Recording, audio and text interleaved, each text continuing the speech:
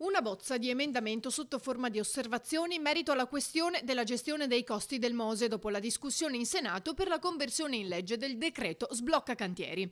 È stata inviata congiuntamente dal governatore veneto Zaia e dal sindaco di Venezia Brugnaro al ministro delle infrastrutture Toninelli. Nella lettera sono indicate in particolare alcune fondamentali modifiche. Le più rilevanti riguardano la struttura commissariale, che i due amministratori accolgono prevedendo anche loro la nomina di un commissario straordinario e le modalità di gestione dei costi.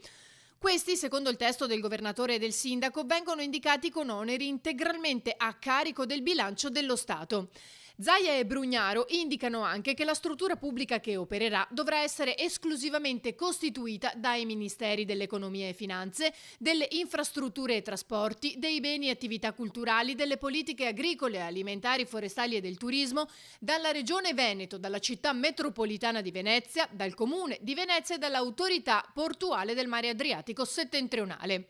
Si legge inoltre che pur nello spirito di massima e leale collaborazione, Regione e Comune, partendo dall'indiscutibile presupposto che trattasi di opera nazionale, introducono chiare disposizioni a tutela del proprio patrimonio e a definizione dei rapporti tra i soggetti che attualmente operano nella stessa materia.